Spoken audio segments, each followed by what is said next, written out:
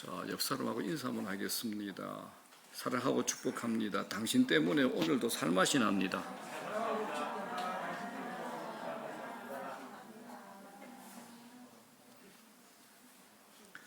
예, 감사합니다.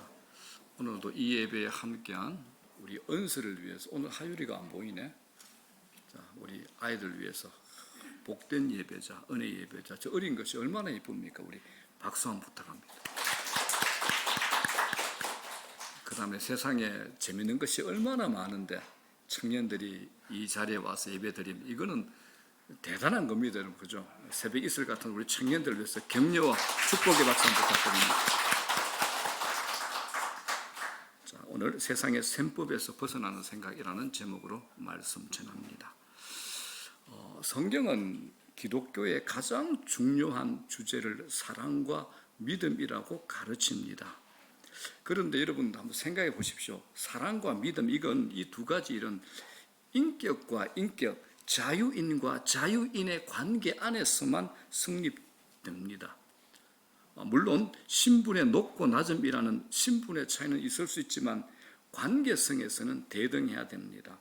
만약 둘 사이에 이제 관계성에서 높고 낮음, 우열의 차이가 있으면 사랑은 사랑이 아니죠. 동정이 되는 겁니다.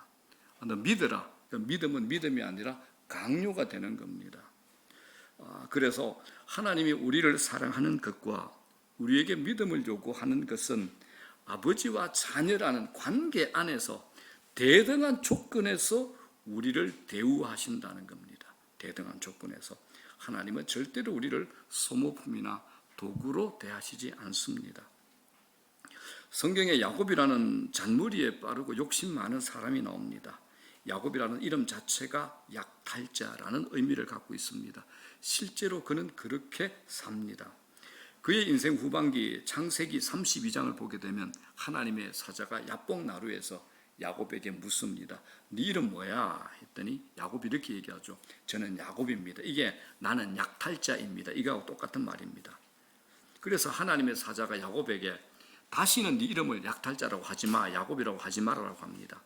이 말의 뜻은 너가 이제는 도둑질하지 말고 강도질하지 말라, 이런 도덕적 얘기가 아닙니다. 이런 의미죠. 넌 고아가 아니야.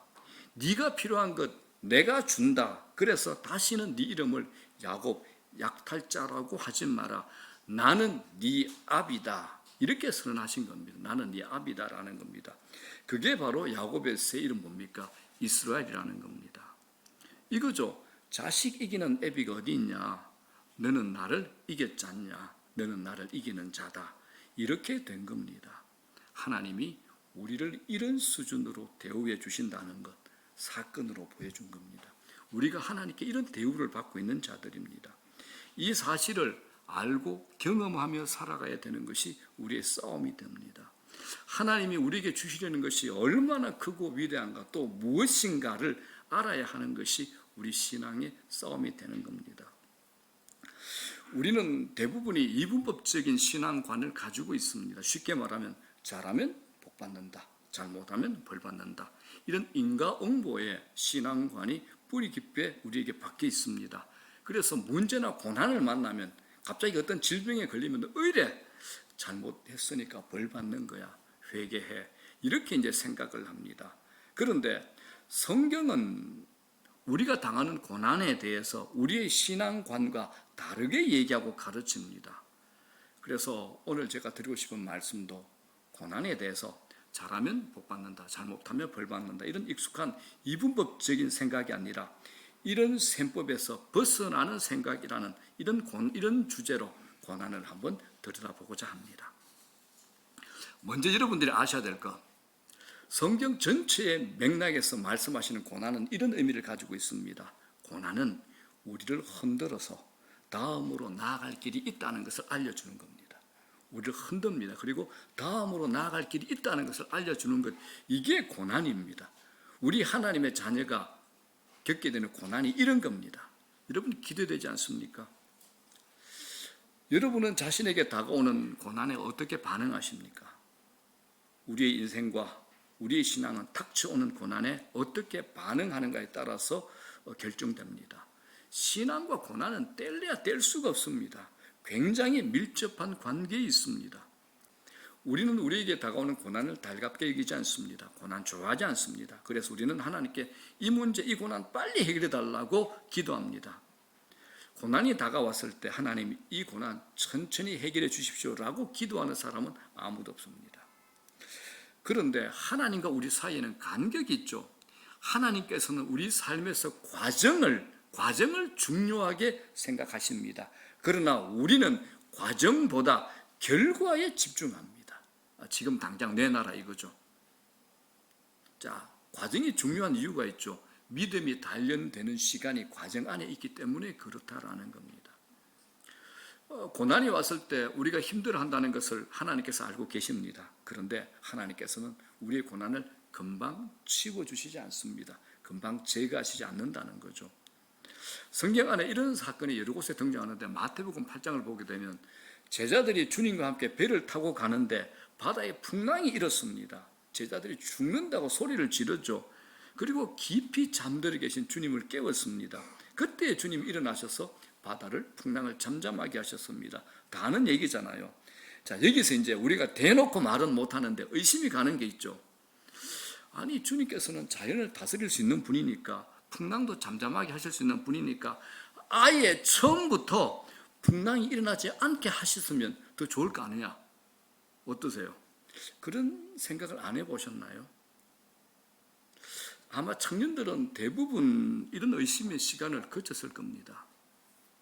우리 신자의 삶을 전체적으로 포괄하고 있는 한 가지 말씀이 있죠. 로마서 8장 28절이죠. 우리가 알거니와 하나님을 사랑하는 자, 곧 그의 뜻대로 부르심을 입은 자들에게는 모든 것이 합력하여 선을 이루느니라. 너무 위로되고 우리 인생의 결론이 되는 말씀이죠.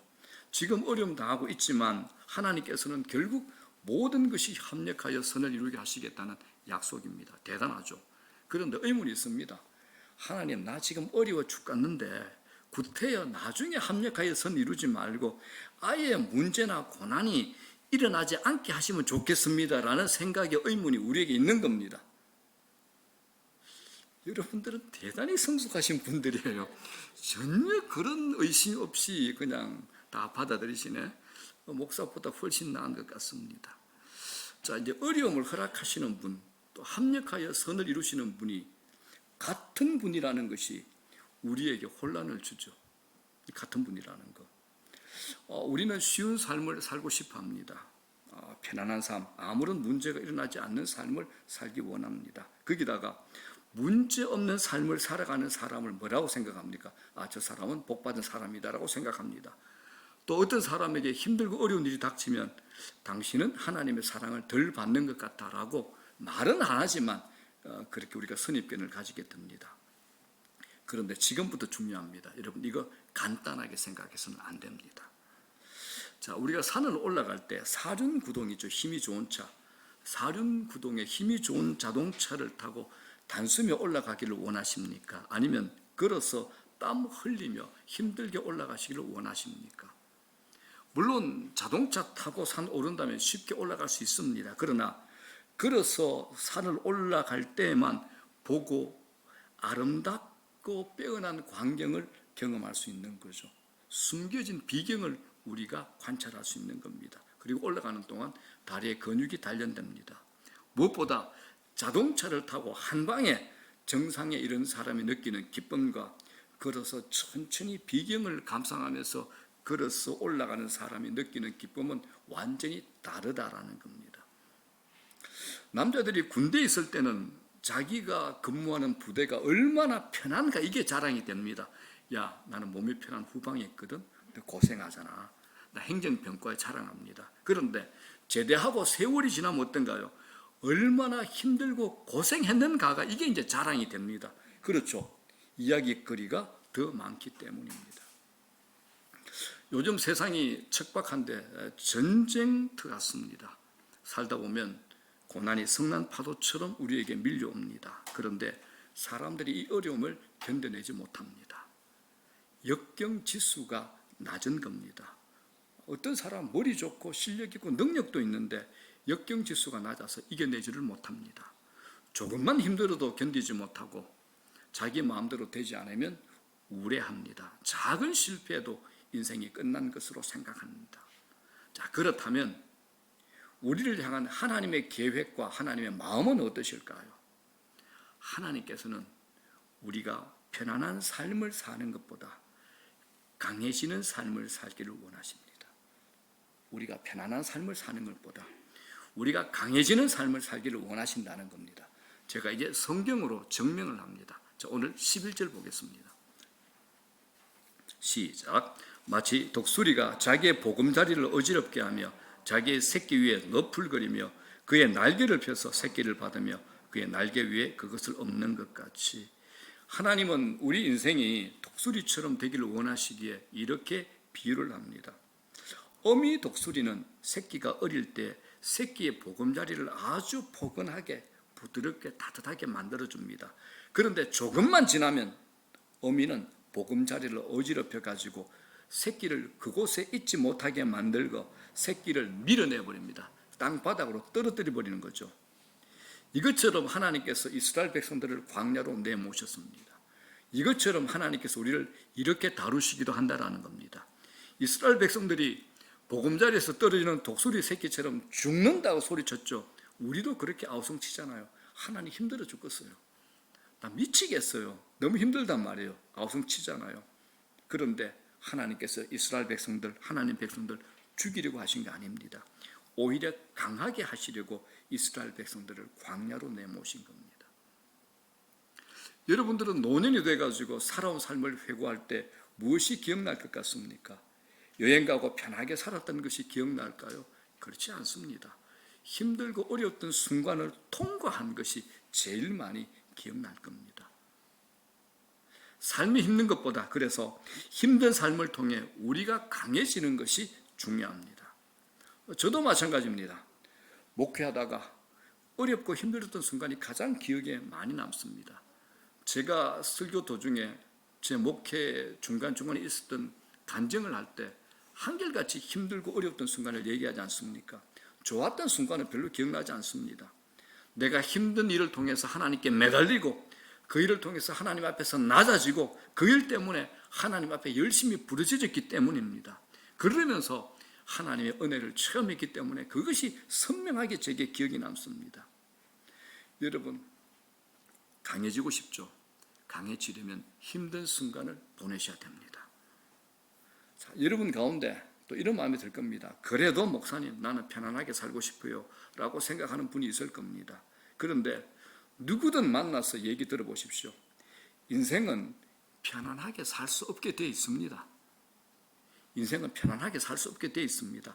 평강은 있지만 편안은 없다라는 겁니다. 여러분들이 존경하고 있고 본받고 싶은 사람들을 만나서 그들의 얘기에 귀 기울여 보십시오. 그분 자신의 인생도 만만치 않았다라고 말할 겁니다. 운동할 때도 힘이 들어야 제대로 운동이 되죠. 힘들이지 않고 할 수 있는 운동은 한 가지밖에 없습니다. 숨쉬기 운동. 이게 한 가지밖에 없습니다. 숨 몰아쉬고 근육이 고통을 느낄 정도로 운동해야 제대로 운동했다라고 할 수 있는 겁니다. 여러분, 우리가 왜 강해져야 됩니까? 강해져야 이길 수 있기 때문입니다. 어미 독수리가 새끼를 벼랑에 있는 보금자리에서 밀어가지고 떨어뜨립니다. 그러면 새끼는 수직으로 떨어지죠. 새끼가 살려고 날개짓을 막 합니다. 그런데 아직 날개에 힘이 없어가지고 계속 떨어집니다. 그때 새끼는 죽는다라고 엄마 나 살려라고 소리칩니다. 어미는 새끼가 바닥에 추락하기 직전에 자신의 날개를 펴가지고 새끼를 받습니다. 그런데 어미는 이걸 한 번만 하지 않습니다. 한 번만 해서는 독수리가 되지 않기 때문입니다. 그래서 어미는 수없이 반복해서 새끼를 떨어뜨립니다. 새끼는 최악의 상황을 수없이 경험하게 됩니다. 여러분, 바람을 가르고 하늘로 날아오르는 독수리는 저절로 되지 않습니다. 죽기 직전까지 죽을 힘을 다해 퍼득거린 새끼만 독수리로 다시 태어날 수 있습니다. 하나님께서 하나님의 백성들이 닭이 되는 것이 아니라 독수리가 되기를 원하십니다. 닭은 주인이 잘게 부셔서 던져주는 것만 집어먹죠. 닭은 날 수 없습니다. 사람들의 입에 들어갈 수밖에 없죠. 그래서 지난 주일에도 어떤 닭은 우리 청년들의 입안으로 소리 없이 전사하며 순교했습니다.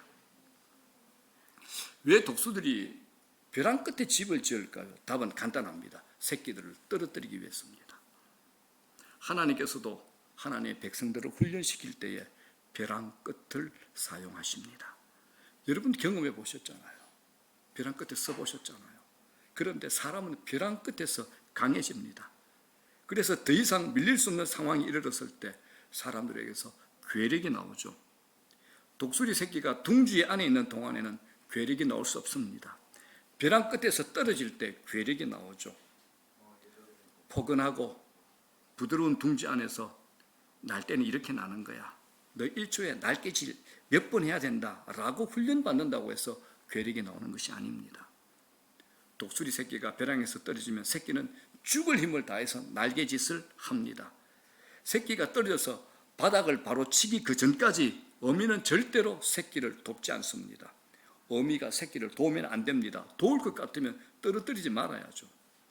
어미는 새끼가 날개짓을 충분히 할 수 있도록 새끼를 내버려 둡니다.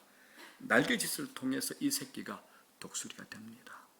그러므로 여러분, 지금 하나님의 자녀된 여러분의 삶이 힘들다면 그거 정상입니다. 이 부분에 아멘 하셔야 됩니다. 왜? 힘든 시간을 통해서 하나님의 사람으로 만들어지기 때문에 그렇습니다. 어려움 속에서 우리 믿음의 날개가 강하게 작동할 때까지 하나님께서 우리를 지켜보고 계십니다. 물론 힘든 순간이 우리에게 반갑지 않습니다. 하지만 하나님께서는 그 시간을 통해 나를 나답게 만들어 가십니다.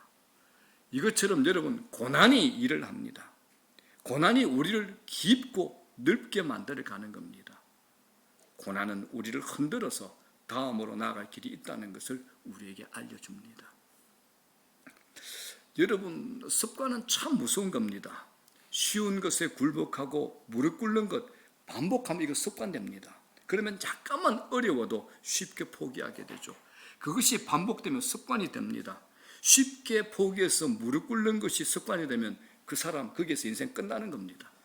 늘 징징짭니다. 늘 징징댑니다. 나 못해요, 안 돼요. 그러나 어려운 것을 이겨내는 것을 반복하다 보면 이기는 습관이 됩니다. 죽을 것 같아도 계속 날개짓 하다 보면 날개에 뭐가 생깁니까? 힘이 생기고 근육이 생기는 겁니다. 승리의 삶을 살아가는 사람들은 이기는 것이 습관이 된 사람입니다. 이기는 것이 습관이 된 사람. 어려움을 통해서 점점 자신이 강해져 간다는 것을 느낀다라는 겁니다. 여러분들에게 묻고 싶습니다.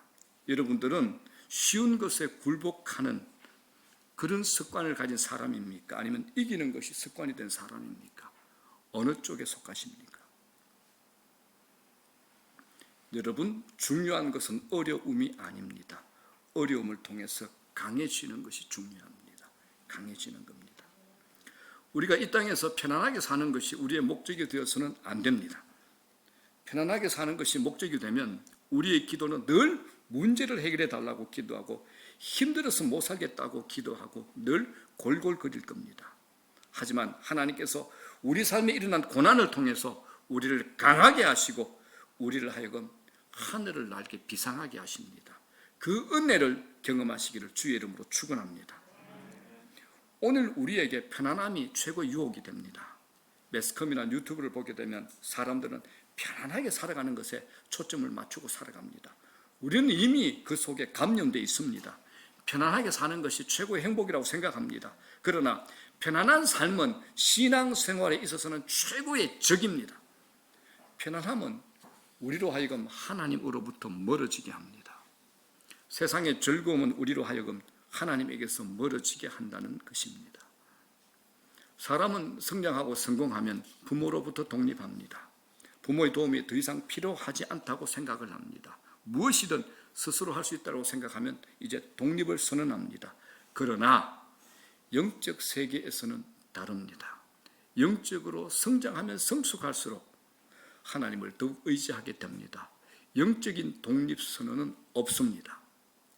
우리에게 가장 큰 유혹이 뭡니까? 우리가 신앙생활하면서 연수가 쌓일수록 가장 큰 유혹이 뭡니까? 하나님을 의지하지 않으려고 하는 겁니다. 하나님의 훈련 학교에서 가장 중요한 한 가지 과목이 있습니다. 하나님만 의지하는 법을 배우는 겁니다. 그런데 우리 안에는 독립이라는 은밀한 욕망이 있습니다. 힘들고 어려울 때는 하나님 도와주세요, 문제 해결해 주세요라고 하나님께 매달립니다. 그러나 문제가 해결되고 나면 더 이상 하나님 찾지 않습니다. 기도를 멈추어 버립니다. 그런 분들이 우리 주위에 많다는 거 보고 있지 않습니까? 문제를 가지고 하나님께 나아가는 것은 하나님을 원해서 하나님을 찾는 것이 아니고 문제를 해결하기 원하기 때문에 하나님을 찾는 겁니다. 묻고 싶습니다. 여러분은 하나님을 찾기 위해서 교회 나오십니까? 아니면 여러분의 문제를 해결하기 위해서 하나님을 찾으십니까? 당면한 어려운 문제를 해결하기 위해 하나님을 찾는 사람은 그 문제가 해결되고 나면 하나님 찾지 않을 겁니다. 서서히 떠날 겁니다. 그러므로 문제와 상관없이 하나님을 찾으러 교회에 나오셔야 됩니다. 하나님을 만나러 교회에 오셔야 됩니다. 하나님께서 우리를 사랑하시는 방식은 아주 다양합니다. 많이 주셔서 넘치게 하는 경우 많습니다. 그러나 항상 그런 것은 아닙니다. 부족하게 하셔서 우리로 하여금 힘듦과 어려움을 겪게 하심으로 우리를 사랑하시기도 하는 겁니다. 그래서 우리는 하나님께서 우리를 사랑하시는 방식을 잘 이해해야 합니다. 고난을 대하는 우리의 태도에서 그것이 결정됩니다. 내 생각대로 돌아가는 것, 그거 형통 절대 아닙니다. 하나님의 생각대로 되는 것, 그걸 형통이라고 하는 겁니다. 바둑을 두시는 분들은 아실 겁니다. 프로 바둑 기사의 그 얘기를 들어보니까 2급 아주 잘 두는 거잖아요. 프로 4단. 이 두 분의 차이가 뭐냐? 당장에 수를 읽는 것은 비슷하다고 합니다. 근데 그 차이가 뭐냐? 전체 판을 읽는 능력이라고 합니다. 2급은 눈앞을 보는데 4단은 전체 판세를 읽을 줄 안다라고 합니다. 여러분, 하나님은 고수입니다. 다 아십니다. 나를 알고 적을 알고 내 문제를 알고 상황을 다 아십니다. 그러니까 말할 게 없습니다. 요셉을 보십시오. 자기 생각대로 되지 않았습니다. 그런데 창세기 39장에 보면 이렇게 기록되어 있습니다. 그가 형통한 자가 되어라고 기록되어 있습니다. 모든 것이 요셉 자신의 꿈과 다르게 돌아갔죠. 제대로 맞아떨어지는 것이 하나도 없었습니다. 자신이 알 수 없는 방향으로 자신의 삶이 흘러가는데 창세기에 뭐라고 합니까? 그가 형통한 자가 되었다라고 말합니다. 욥기에서 욥이 발견한 것도 그겁니다. 욥은 모든 것을 잃어버리고 난 후에 하나님의 면전에서 하나님을 뵙니다. 그래서 욥은 이렇게 고백하죠. 내가 주께 대하여 귀로 듣기만 하였사오나 이제는 눈으로 주를 배움나이다 라고 고백합니다. 욥은 하나님께서 자기의 재산, 자기의 가족, 자기의 물질을 회복시키셔서 감격한 것 아닙니다. 그는 자신의 고난을 하나님으로 인해 기뻐하는 단계까지, 자신의 고난을 하나님으로 인해 기뻐하는 단계까지 나가게 된 겁니다. 여러분 잊지 마십시오. 하나님께서는 우리 문제를 제거하는 것에 초점을 두지 않으십니다. 하나님께서는 우리의 믿음이 자라기를 원하신다라는 겁니다. 우리의 믿음이 자라면 그 후에 어떤 문제가 닥쳐도 하나님만 의뢰하게 됩니다. 시련을 통해서 하나님을 믿는 믿음이 자라고 하나님을 의지하는 법을 배운 사람에게는 문제될 것이 없습니다. 왜 하나님께서는 우리가 가는 길을 종종 막으십니까? 왜 하나님께서 이스라엘 백성들을 홍해 앞에 서게 하셨을까요? 왜 광야와 같은 불편한 곳으로 몰아가셨을까요? 우리를 하나님 외에는 의지할 것이 없는 상황으로 이끄셔서 하나님만 바라보게 하길 원하시기 때문에 그렇습니다. 여러분 직장생활 해보셨잖아요.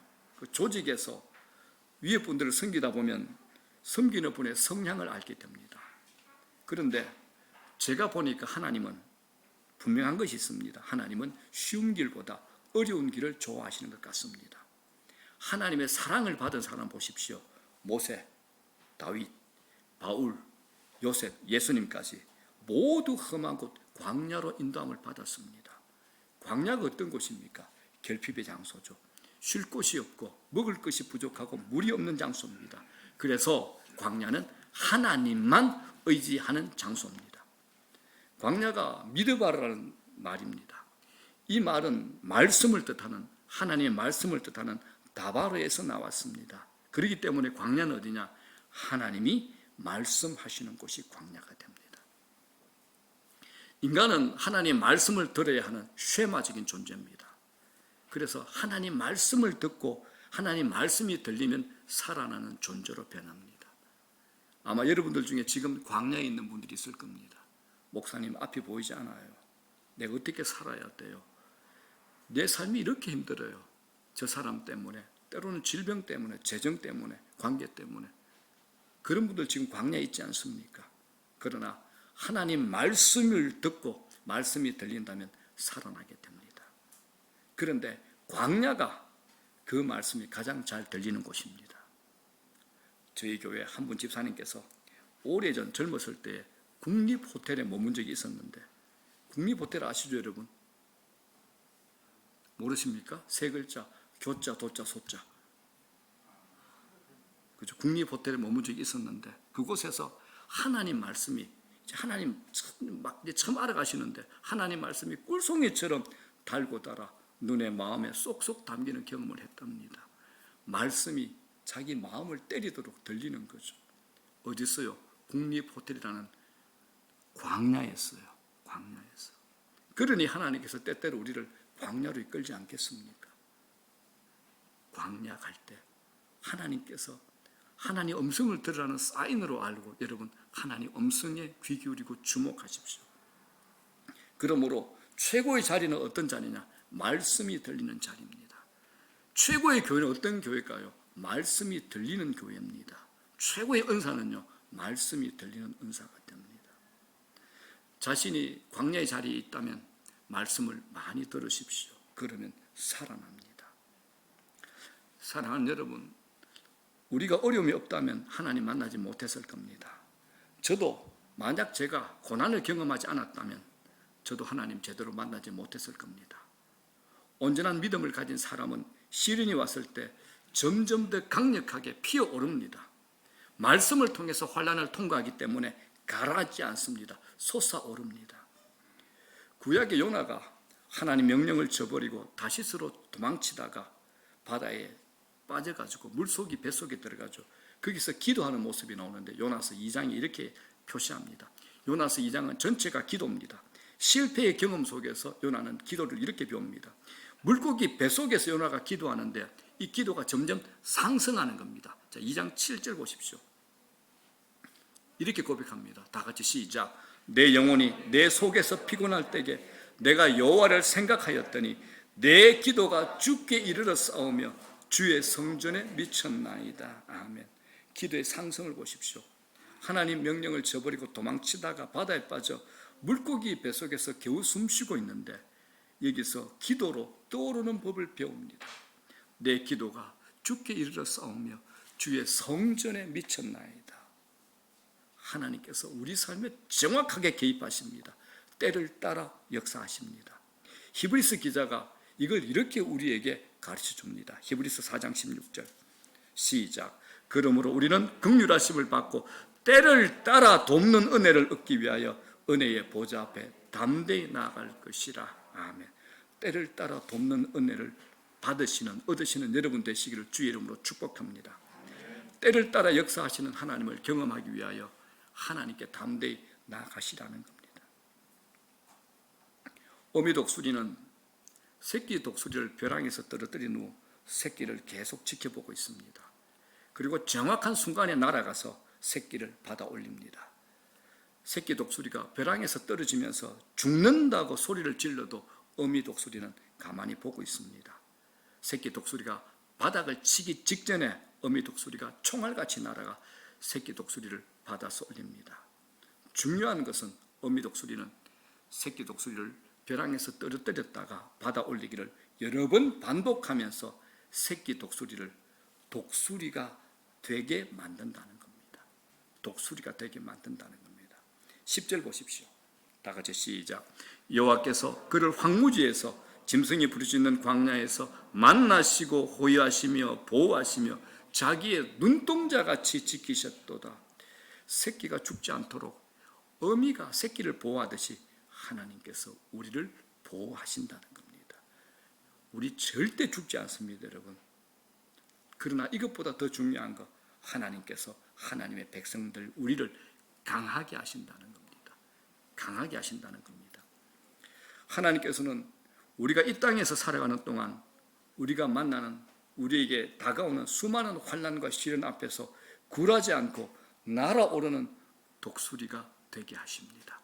날아오르는 독수리입니다. 독수리가 어떤 동물입니까? 자기 마음대로 날아다닙니다. 언제든지 어디든지 날아갈 수 있습니다. 악춘우 속에서도 자기가 가고 싶은 대로 날아갈 수 있습니다. 그런데 참새와 비둘기는 그렇게 못합니다. 독수리만 가능합니다. 비가 오고 바람이 불면 다른 새들은 다 숨어버립니다. 그러나 독수리는 그렇지 않습니다. 하늘 높이 날아오릅니다. 하나님께서 우리를 이렇게 만들기 원한다는 겁니다. 언제? 이 세상에서, 우리 삶 한가운데서. 말씀 정리합니다. 믿음의 삶이 무엇입니까? 어려움이 와도 돌진하는 겁니다, 여러분. 독수리와 같은 겁니다.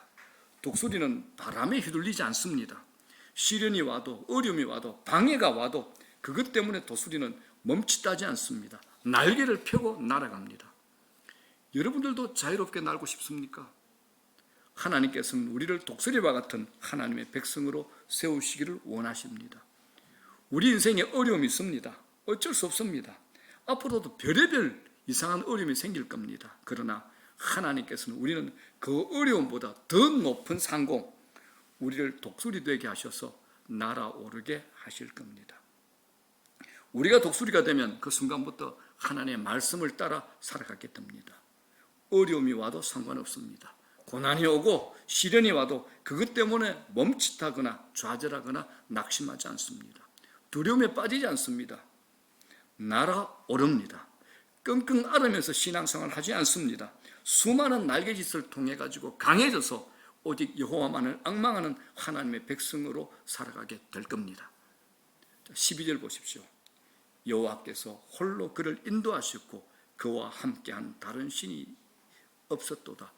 여러분, 하나님께서 인도는 뭡니까? 앞서서 가신다는 겁니다. 그런데 다른 것들이 우리를 깰라 그러면 하나님부터 깨야 됩니다. 우리 앞에 앞서서 가시는 하나님부터 먼저 물리쳐야 됩니다.